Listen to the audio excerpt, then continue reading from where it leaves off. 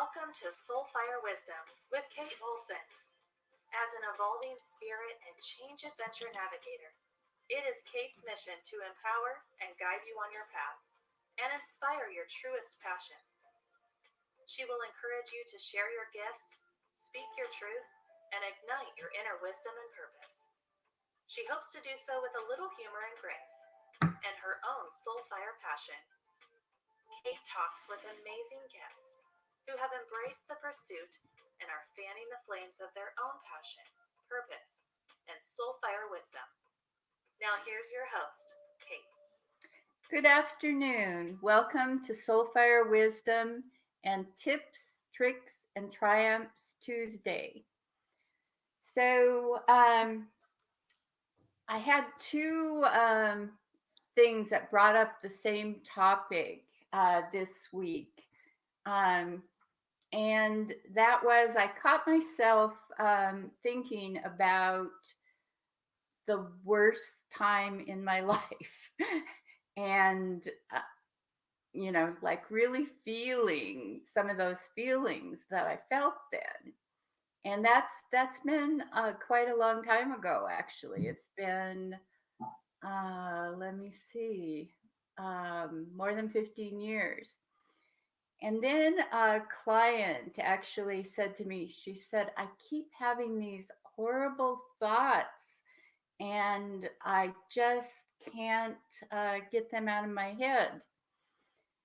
And so I thought, this is what I need to talk about this week for a few minutes is one of the greatest powers that we have is our ability to choose one thought over another.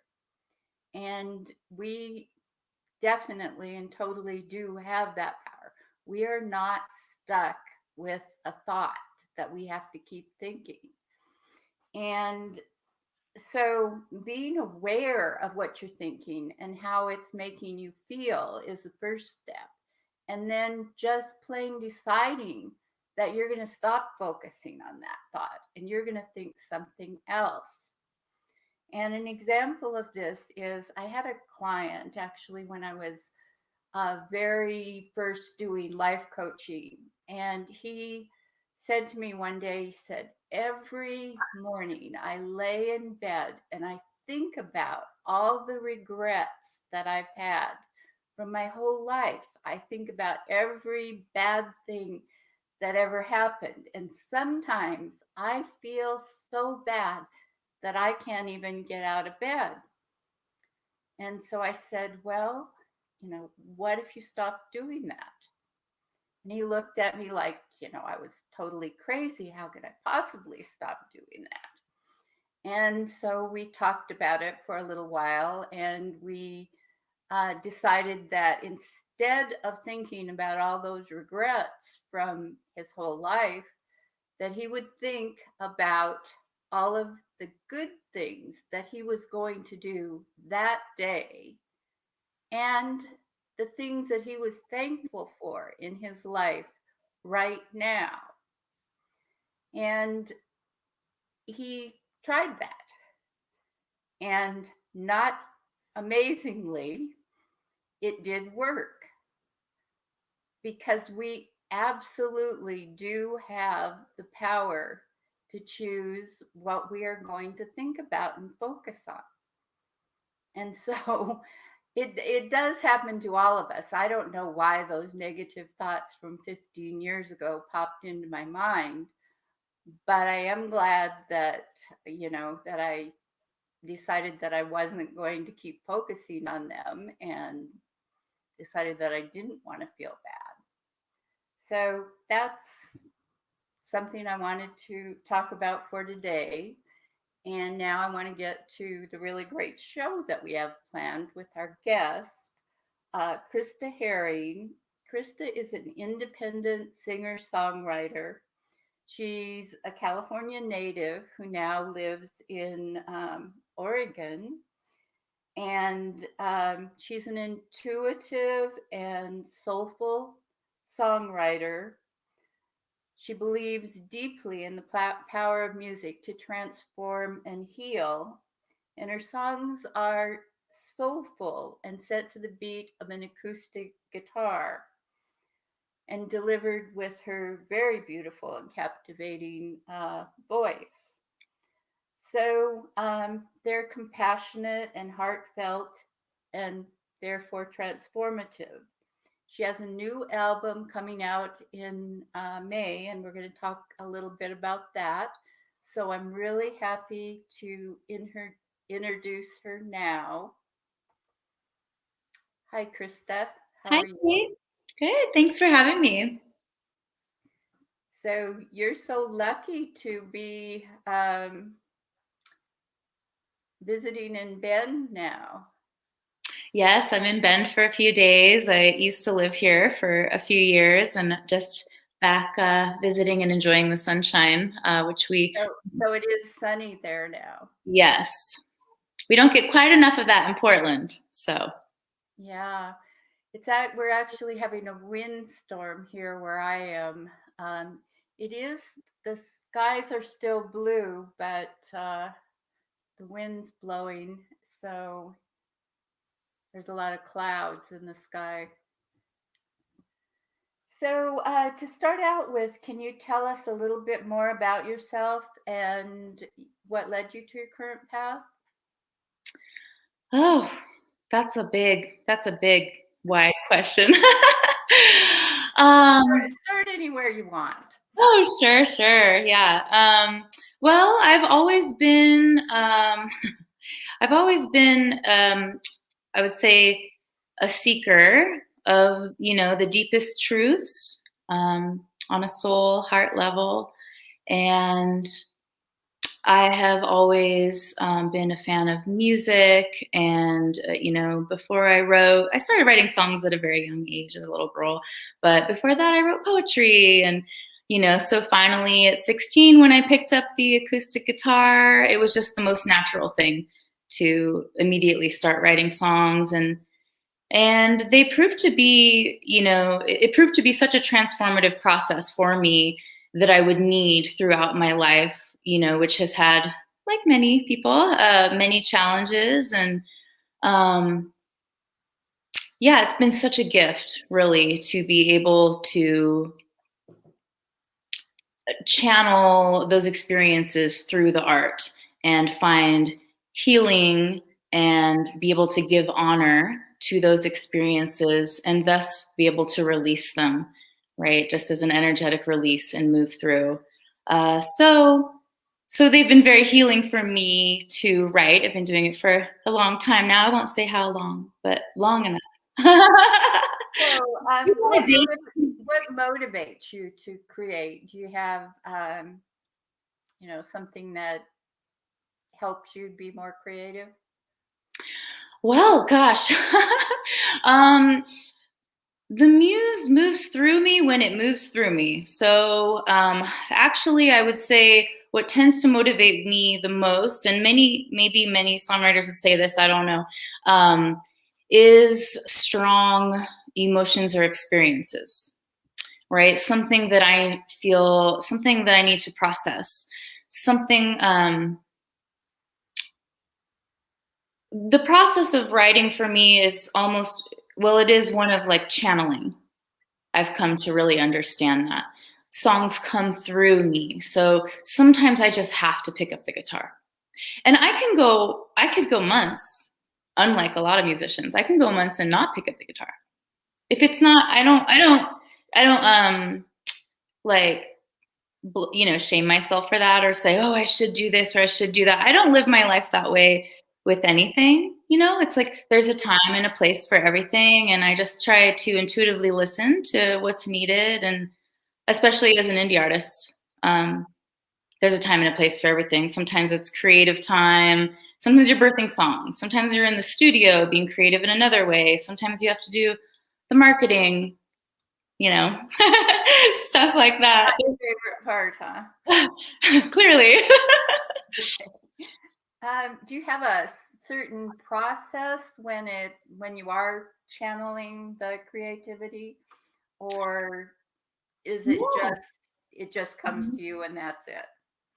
Well, I would say that each song sort of is pretty individual, and like I said, it tends to come through me. So sometimes words come through first, and maybe I don't have the chance to have my guitar, but words are coming through me, and then maybe nowadays we use technology, right? So we're on my phone, like I'll type something out or whatever.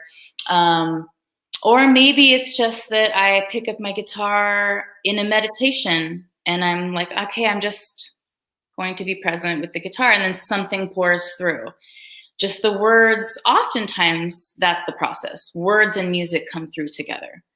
There's not really an intention most of the time for me. It's just something that comes through. I'm not like a songwriter, like Nashville style songwriter, where we say, okay, we're going to go sit down and have a co-write. What do we want to write about today? Like, I don't do that. So, and I applaud people who do, because I think that's awesome. That's amazing. There are so many different kinds of songwriters and artists, and everyone has their place, and it's so beautiful. And I just do the thing that I do. All right. So, what is it like being an independent artist in these crazy times that we've been having? Well, they're interesting times on a lot of levels. They're interesting times. They were interesting before COVID, let's say. It's already been a very transformative 5 to 10 years in the industry, so that it's unlike anything we've seen. And it just in that sense alone, we as well as musicians in general and the music industry, we've been trying to figure out, well, how do we make money now? Because people don't, CDs are pretty much defunct. I still have a few fans that are like, are you going to have CDs? I guess people make records sometimes now, but for me, most of the time it's like, well, and people aren't buying music either. Like, used to be then, oh, people were buying on iTunes, but now most people stream music. I stream music. I use Spotify, so people use Spotify and Pandora, and that's great too, because there's a way in which that can sort of level the playing field. If you do well, if you have some good songs that people relate to, it's possible that they can, through the algorithms, if people like them and they play them and you start to get traction, the way Spotify works is it will push it to other people. It'll be like, oh, we think you might like this because, other people who like this. And so that could be helpful. But at the same time, it's very expensive to make albums, far more expensive than a lot of people understand, even when you're doing it indie and cheap, as cheap as you can. So it is, kind of a challenge, and when you're trying to figure out, like, oh, how do you recoup these costs? But again, those of us who have to do it, meaning like, right, this is the fire of my soul. This is my soul fire. And speaking of which, that's how you and I connected. Go ahead. Oh, excuse me. I was going to say, I just wanted to say that's how you and I connected, because I can't remember how you found me, but I thought, oh, that's so funny, because that's my YouTube account name, Soulfire333. I think that's how we connected. I think you sent me a message and told me that. So you must have seen the I have no idea the name of it. And then you had a link to your music, so I went and listened. So yeah. So can you imagine this past year without the changes in technology that happened over the past 5 to 10 years? Well, there are really great things about that technology. Yeah. Including, those of us, like, now I use my phone when I write songs, right? So not only can I write on there, but I'll use my voice recorder, and I will, as I'm writing, record these things. And so, which is great because maybe you put it down and you leave, and then you might be like, wait, how did that go again? But then I have it. So, so that's great. I mean, we have the ability now to connect on the internet, right? People do live streams over COVID. That hasn't been something that I've done. They've even had, they're not the same, but they've even had, like concerts. Right. On live streaming. So. Yeah, and that one's been a little hard for me. I just haven't felt called to do it. I'll record videos, I'll write new songs and post them up maybe. But most of this last year was really involved in birthing this album. So especially in the studio the last maybe 6 or 7 months.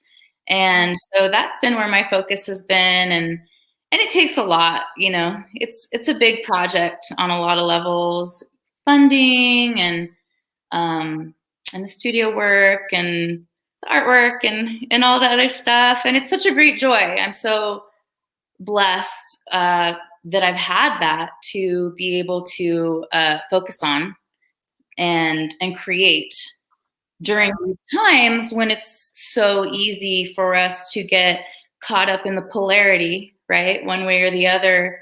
And so I think that is one of the most beautiful gifts that we have, just like you were talking about earlier, the opportunity to change your thoughts, right?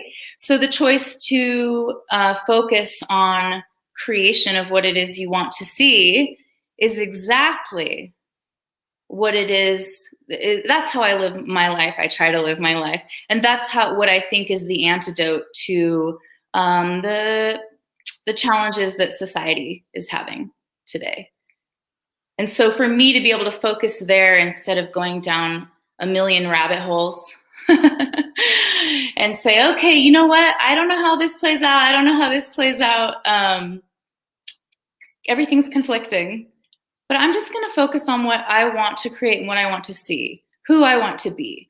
How can I affect the people around me?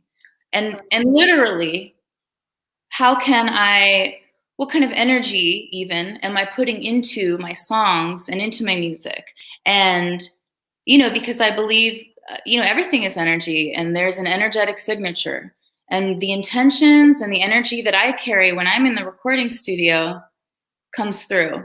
So I literally, it's kind of a joke. I always have my crystals with me. I like to be barefoot in crystals when I'm recording, but I also say a little prayer beforehand, that the right medicine comes through me, the right energetic medicine comes through, and it reaches the people that it needs to reach to create that healing. Yeah. I do think that's where every individual person has to start to make things better as a whole. So, yes. So you mentioned the changes in the industry and how that makes it harder. So what is the best way that people can support indie artists? Because I know everybody wants them to still be around. Right. Yes. There are a few ways. The best thing to do is, if you can support them by buying their music, awesome. Some people have Patreons. I don't. If you can support them in their fundraising to be able to make that music, awesome. Listening. Clearly, if you love them, even if you did buy their music, listening on, if you listen on Spotify or Pandora or any of those are great ways to help, get that music out there. It's just an interesting time we live in. We're dealing with computers and algorithms that are deciding, really weird little things like, okay, it's associating you with other artists that people like to listen to, or if someone forwards your song, it might decide they don't like you, or it's a lot of weird shit. Or if some supposed influencer says you're good, then or not, which is But sharing the music is huge. If you can do that, listen. But if you make playlists, add it to your playlist. You can share it. You can share it on your social media. Let people know. Just it's all energy and attention, right? It's equal to love. It's like, okay, that energy multiplies, and you share it. It gives people an opportunity to find it, even if Facebook algorithms sort of suppress you sometimes. It does do that. We won't even start talking about that. No, we don't need to go there. So how you mentioned a little bit earlier about how technology has changed. How has that impacted your creativity?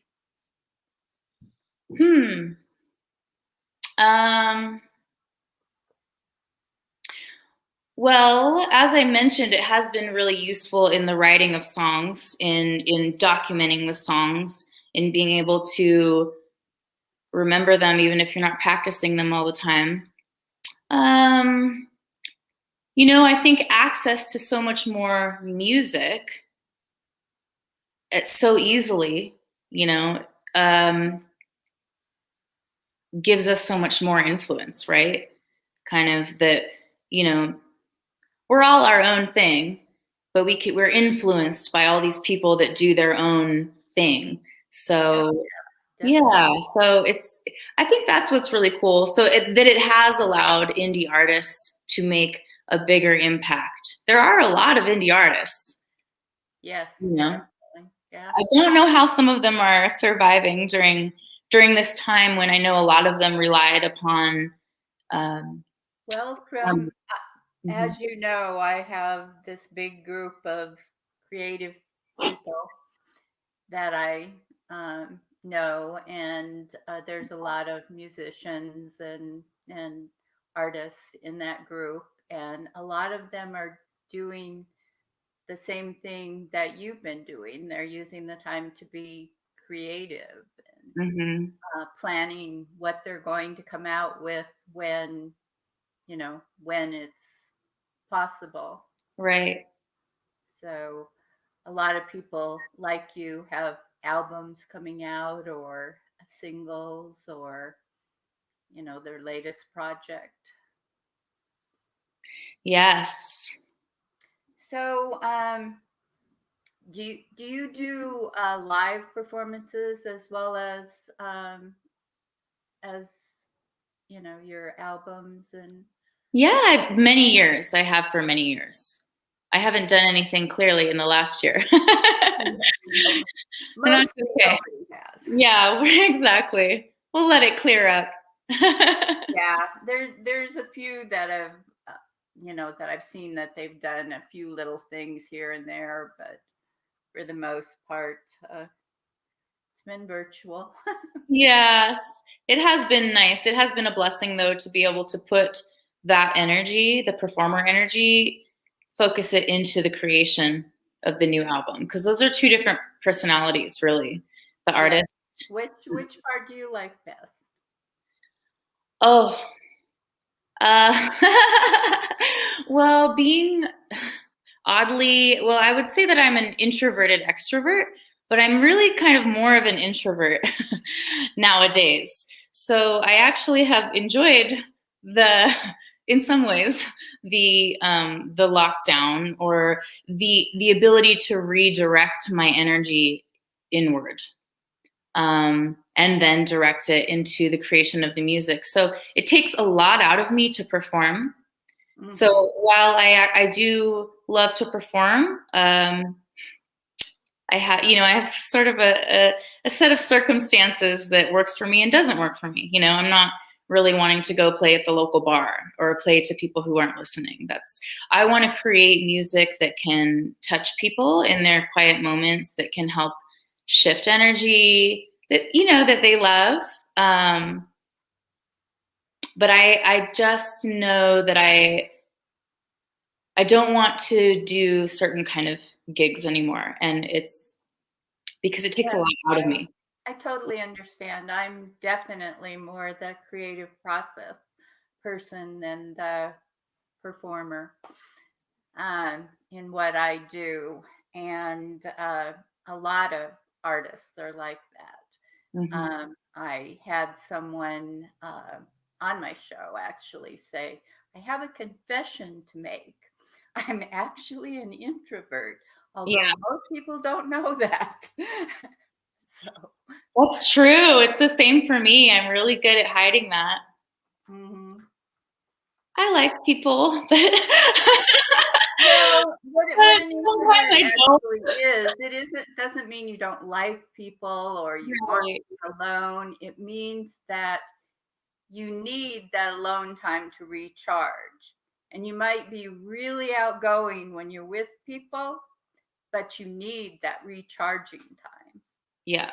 So, It's a lot of energy to move. And what I will say is, I think it would be difficult. Probably normally people don't do both at the same time. Like if you're in the studio, I think you sort of need to focus on being in the studio. And if you're performing, you're performing. And that's possible because being in the studio, if I go into the studio, even for a few hours of the day, it is exhausting. I'm probably going to be exhausted the next day. It's a big energetic movement. And you'd just be surprised, you're moving a lot of energy and that's exhausting. And then I've now learned to be okay with resting and listening to the body. I used to push myself back when I used to perform out a lot, all the time and be on the road. And yeah, my body didn't like that. I'll say that. so you recently released a couple of singles. Do you want to tell us about those and what they are? Sure, yes. I've been releasing a song a month for a few months. So I just released a song called The Truth, which is a really sweet love song. Um, this whole album is born of an experience of a very transformative relationship in my life. And and there's a lot to that, but it's a journey in and of itself. And then I have another new song being released April 6th called Tidal Wave, which I'm really excited about. And that'll be the last single, and then I'll release the full album on May 4th. Okay, and so what's the album? The name of it is called Like Water. Oh, okay. And the whole thing has a lot of, you've probably seen a lot of watery themes. Yeah, there's a lot of water imagery in it. And this is all a process of that relationship that you mentioned.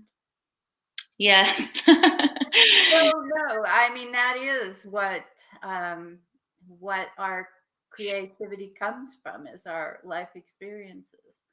So Yes, and I have Saturn in the 7th house, so I learn through relationships. So, yeah, and so often I do write songs that are not about relationships, but I do write a lot of songs that are about relationships, because or maybe on some way they are about relating all around. They are what they are, they come through, right? But, yeah, that's just the thing that I do. And that's how I learn my lessons. And yes, well, as you said, ripples move outward, and as you go through the processes of healing yourself, that is how you produce those things that others find transformative and healing in their own way. right. And I would say, yeah, even my willingness to go through those experiences, to feel them and process them, even the writing of the songs themselves, right, creates healing.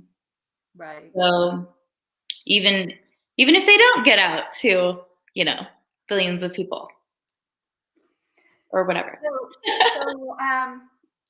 what kind of music did you hear when you were growing up? And did you come from, a musical family? Were your parents musical?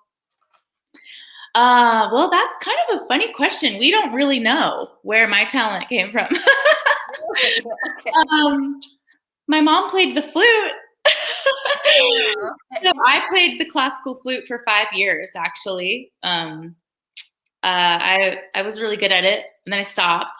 And so that I could play guitar, and then there were a couple of things that I used to do. I used to perform. I was a classical ballerina for 8 years. So there are things that I quit in order to move into the music in a way that I could support the songwriting. And but nobody sings in my family.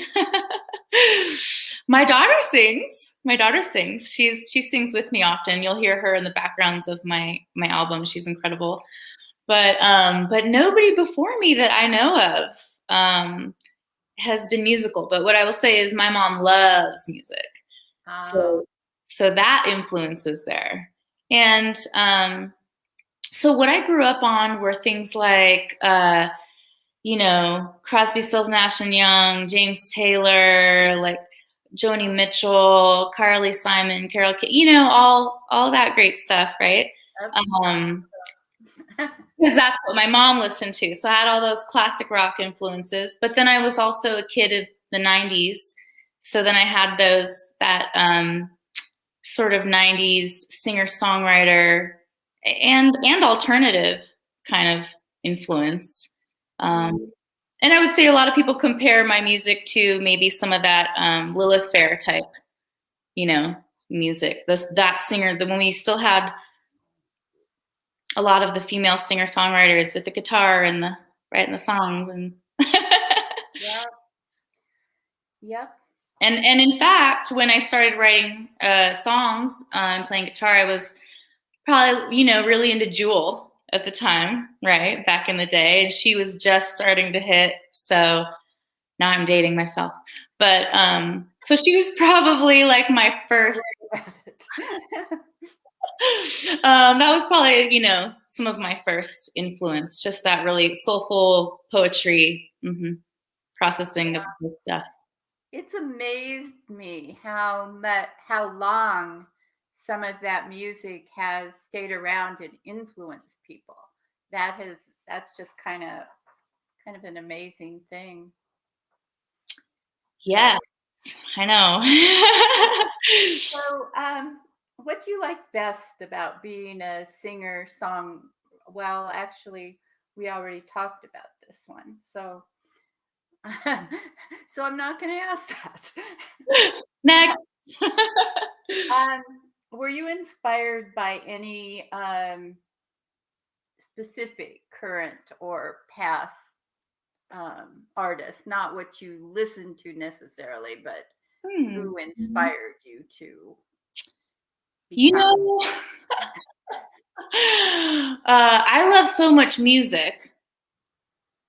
I'm laughing because I was just thinking, oh, who inspired me to start picking up the guitar and being like a little hippie singer-songwriter? Well, here's a little secret. It was when I watched Forrest Gump, and Jenny was just up there playing her guitar and singing "Blowing in the Wind." And so guess what? That's like the first song that I learned. Really? On the guitar. Because that's what I identified with at the time. I just wanted to be that little hippie singer-songwriter girl and go traveling, and I did. So that's sort of a non-musical sort of thing that influenced me, which is sort of funny. But as far as musical influences, they're just so wide. They're just so vast, Gosh, it's hard to even name. I mean, Ray LaMontagne became like a really big influence for me. Some of my favorites now, there are indie artists like Gregory Alan Isakov.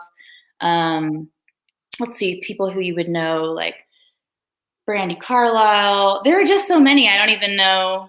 And you know, sometimes people listen to my music and they think it sounds sort of, I call it Americana, but some people, you know, sometimes it sounds like it has a country influence, which is really funny. But I did live in Nashville and Austin, so there is that. But I'm also really like a West Coast girl. Yeah, Yeah. I noticed that little bit of country that was in it, but it's not.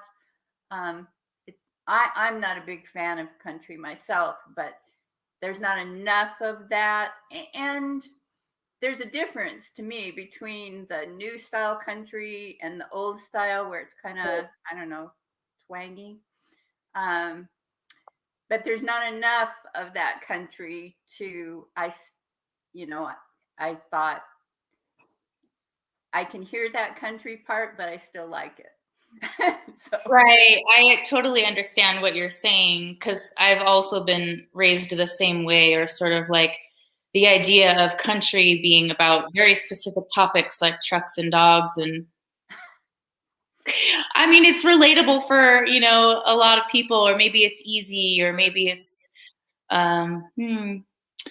But there's also a side of country that's really just about great songwriting, or, you know. There is, and I know that, but Yeah.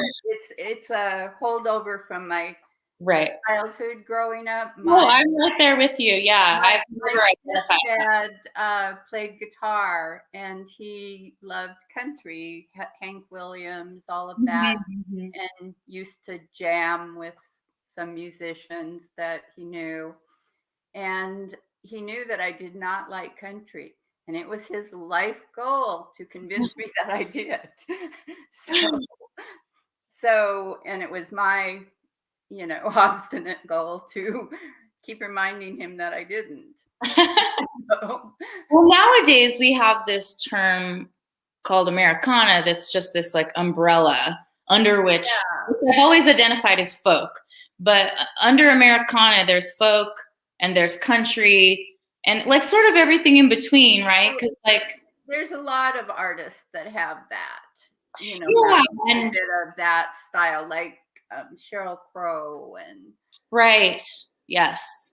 Yeah, and I think if you sort of looked back even into some of those 90s artists that were like influencers for me, you might see some of that as well. Like, oh, okay, like nowadays we might even call that country. And now and this in this day and age, the way that country is now, it's sort of, well, we just say it's like 90s pop, really. You know? Yeah, So, definitely there is a difference. well, maybe that's why I sound more country. No, I heard just a little bit of it. So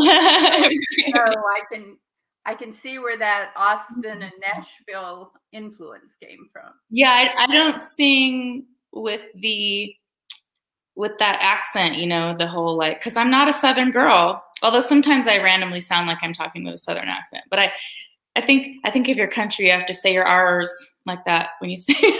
Yeah, it's really hard if you didn't. That's great. You know, like good music is good music. I think that's what it comes down to for me. It's the soul of it. Like there is country now. I never thought that I would be like, I love this. I love these artists. They sound country, but not country in the way that I understood country before. And they have these, you know, they carry these accents and whatever. But there's a lot of great music. And, you know, one of my favorite current artists trying to break out right now is Stephanie Lamring. And she is incredible. And the stuff that she has to say, you know, I would say as far as topics go, is so almost anti-country because it's really calling out major institutions. And we won't even really go there, but it's incredible. You know, it's really good music is like, do you have something to say? Yes, and that has changed too. Like when my stepdad and I would have our discussions, I would tell him that I didn't like country music because it was sad and sorry. and you know, the music now isn't like that. So right. Yeah, there was like outlaw country, different. I think they used to have more to say too now that than certain things today. There are plenty of surface dwelling artists all across the board, Yeah. I like Americana. I like that. I like the umbrella term, just more of, it means a lot of things, but yeah.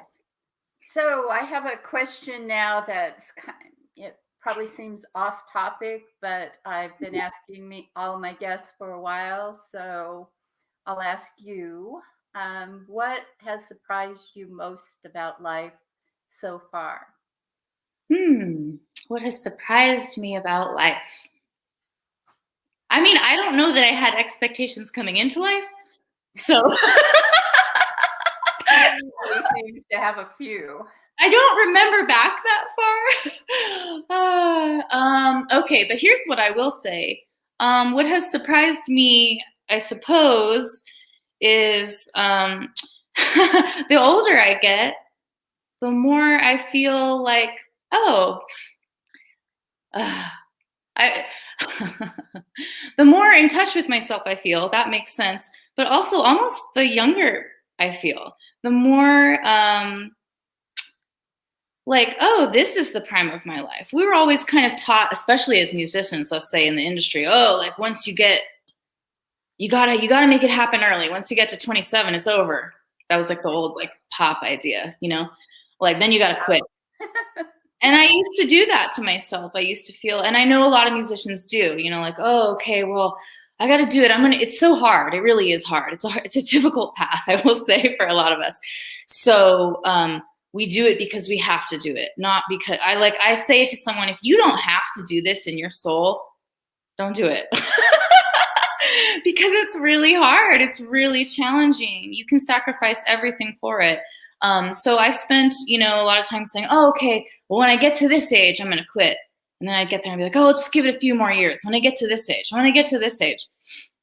And so I actually went through, some dark nights of the soul in my life. Sometimes where I really had to kind of let go of this, well, that's not happening. Or like the death of the dream. And I have a song about that that's out there on the internet's, Spotify and all, called Blackest Blue. And that song is about the death of the dream and about the love of somebody like pulling me through that space. So what I would say surprises me the most is that when I finally let go, that's when things started to come more easily. And when I really finally thought it was done and it was over, or felt like, well, that's it. And when I let go of the need for it to look a certain way or the need to succeed, how about that? Then I could finally be exactly who I am. There's nothing else to lose. I'm going to finally make the music that I love, the music that I want to make. And that's what this new album is about. I co-produced it. It's for all the albums, EPs, singles that I have out there over the years since 2008-9. This is the first one that I really feel like, almost like this is the first real album that I'm making. This is the first album I'm making for me, not like some producer, saying, I'm going to do it this way, or like, okay, well, because you can kind of tell if you go back over some of those past albums or EPs, you might be like, oh, that's really different than this stuff. Like, but now what we're making now and what's been coming out past few months and what's coming out in May, this is the stuff I'm most excited about.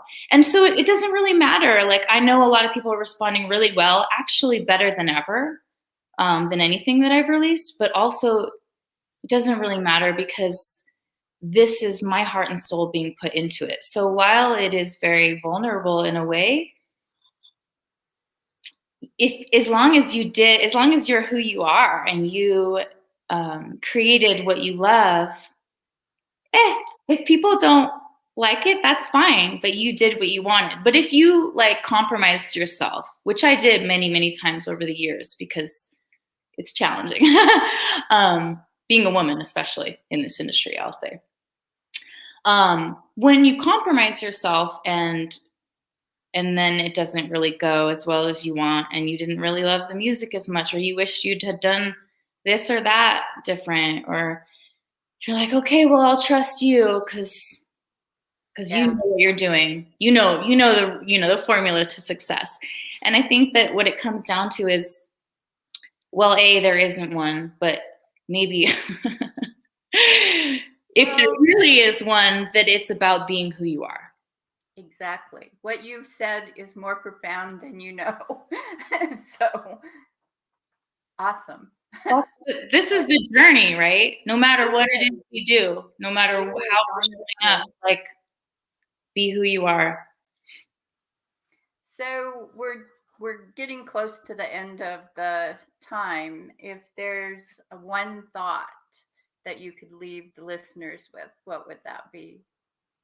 Be kind to yourself. Love yourself. Be gentle. We're all going through very transformational times.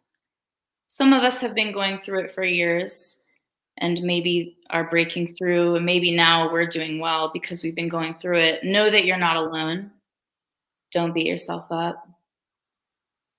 Take care of yourself. Yeah. Good advice. So when does that next album come out? It will come out on May 6th. No, May 4th. I'm confusing the dates. The next single comes out April 6th. The full album will come out May 4th. Okay, and it will be on all major platforms. Okay. And if people want to find it or want to, listen to your music or get in touch, how can they do that? Yeah, they can go to my website. That's really easy, KristaHerring.com, or they can, nowadays, all you have to do is search my name in whatever major platform that you use, Spotify or Pandora or whatever it is. Yeah. And I'm also on Bandcamp. That's a great way to support artists. Once a month, they do a revenue share wave. So then all the money, the artists are getting all the money. So as opposed to getting a quarter of a cent, if that, from every play on Spotify, just know, you can support artists. So all of my current discography is on Bandcamp as well, and that would be KristaHerring.bandcamp.com. Okay, great. Yeah. So thank you so much for being here today and talking with us. And I can't wait to hear the new music that you're coming out with, especially since I now know, that's your heart and soul. So yes, yeah, I can't wait for it to come out either. It's like birthing a baby. Definitely. Get it out. So I want to thank the listeners for being here today. I have a quote for you to carry with you through your week, and that is, music, once admitted to the soul, becomes a sort of spirit and never dies. And I believe that's really true. So it was said by Edward Bulwer Linton, and I have no idea who he is, but I like what he said. So we have another great show planned for next week. My guest will be Dr. Yvonne Kay. And Dr. Yvonne has been in the human services industry for 65 years. And she specializes in counseling people with bereavement and addiction issues. But she's lived her life based on her connection to spirituality and laughter. So we're actually going to talk about that next week. And she's an incredibly interesting lady. She's 86, and I can't wait for you to meet her. So tune in next week, Tuesday, 3 p.m. And thank you again, Krista. Thank you, Kate. Thanks for having me. And I'm just going to say bye for now. Bye. Thank you for listening to Soul Fire Wisdom with Kate Olson. We hope you enjoyed the show. If we made you laugh, brightened your day, or sparked a new thought, we have succeeded in our mission. Join us next time when we'll share more secrets and truths and all the magic of transformation that is the journey to Soul Fire Wisdom. Always remember, be fierce in the pursuit of what sets your soul on fire.